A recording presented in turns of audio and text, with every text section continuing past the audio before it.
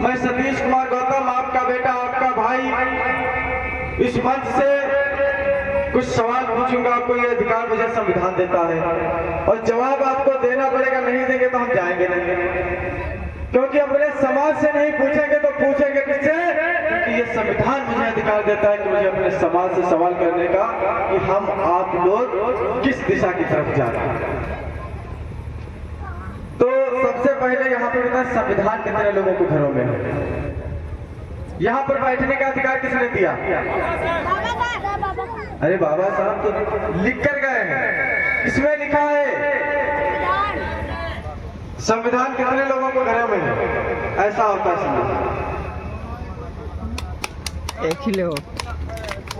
संविधान कितने लोगों के घरों में है? संविधान को इस देश के अंदर 74 साल लगभग लागू हुए हो रहे हैं। 26 जनवरी 1950 को भारतीय संविधान इस देश के अंदर लागू किया गया। इस देश के संपूर्ण नागरिकों को पूर्ण आजादी 26 जनवरी 1950 को मिली। आज 2024 चल रहा है, लगभग 74 साल हो रहे संविधान को लागू हुए। आज हम आपको इस शर्ट में जो कपड़े में बटन लगा हुआ, ये भी देश संविधान की और बाबा साहब की है। और हम आप लोग सबसे बड़े बताओ, ये क्या कहा जाए अपने समाज को? अपना समाज है। इस संविधान के बारे में लोग नहीं जानते। इतने लोग यहाँ पर बैठे हैं, रामायण के बारे में सभी लोग जानते होंगे। सुने नहीं सुने? सुनने की तो बात है, चौपाई एक तो सबको मालूम होगी। ऐसा कोई व्यक्ति नहीं जिसको रामायण की कोई ना कोई चौपाई जरूर मालूम होगी।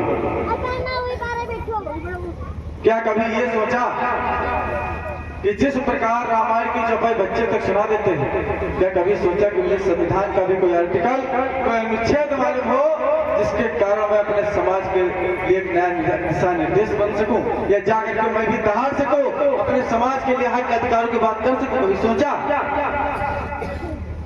बताएं, ये जो नई पीढ़ी बैठी है किधर जाएगी? इसका भविष्य क्या है? 70 साल से ज्यादा यहाँ लगभग कोई होगा नहीं। अगर कोई है तो हाथ उठा दे जो 70 साल से ऊपर व्यक्ति यहाँ पर बैठा है कोई भी व्यक्ति नहीं। इसका मतलब हम आप लोग आजादी में पैदा हुए। संविधान तो 26 जनवरी 1950 को लागू हुआ, 74 साल हो रहे हैं लगभग। हम आप लोग आजादी में पैदा हुए। कहाँ पैदा हुए? तो गुलामी जाने क्या कहते हैं, जिसके बीमारी कटी नहीं पीर पढ़ाई क्या जाने। आज हम आप लोग सुबह उठते हैं तो ताजी रोटी ढूंढते हैं, ढूंढते नहीं ढूंढते? ताजी रोटी ढूंढते, पराठा ढूंढते, चाय बनती, हर एक चीज अच्छा खाने की व्यवस्था। ये किसने दिया? कभी सोचा किसने दिया? बाबा साहब ने दिया है। लेकिन बाबा साहब के उस समय खाते थे नहीं खाते थे? उनको मिला खाने को या नहीं मिला? और फिर ये आगे जो समाज हमारी ये नई पीढ़ी है, इसको मिलेगा या नहीं मिलेगा? सोचा कभी इस चीज के बारे में विचार किया? नहीं किया ना? जब हम आप लोग आज ताजी रोटी खाते हैं, खाना ताजा खाते हैं, ये दिन बाबा साहब की है। बाबा साहब इसके लिए सूखी रोटी खाए, 4-4 दिन की रखी हुई रोटी खाए। दर्द करो अपने अंदर, पैदा करो कि बाबा साहब क्या समय था। आज घर में किसी के बच्चे को बुखार आ जाए तो घर से नहीं निकलता, निकलेगा कोई? अगर बच्चे को बुखार आ जाए तो घर से नहीं निकलता है। याद करो वो दौर कौन था। आज अपना समाज इतना सो रहा है, आज समाज एक साथ नहीं बैठना चाहता, एक संगठन में नहीं आना चाहता, एक दूसरे से झगड़ा कर रहा है। सोचो बाबा साहब ने क्या किया। आज हम आप लोग आपस में लड़ रहे हैं, लोग इसका फायदा उठा रहे हैं। हम आप लोग एक घर है, एक समाज है। कहा गया है कि 4 भाई आपस में लड़कर कभी राजा नहीं बन सकते। 4 भाई आपस में लड़कर कभी राजा नहीं बन सकते, लेकिन उन 4 भाइयों को लड़ाकर एक दूसरा व्यक्ति राजा जरूर बन सकता है और बनता है, शासन चलाता है। हम आप लोग अपने समाज के अंदर क्यों नहीं ऐसा कर पा रहे हैं?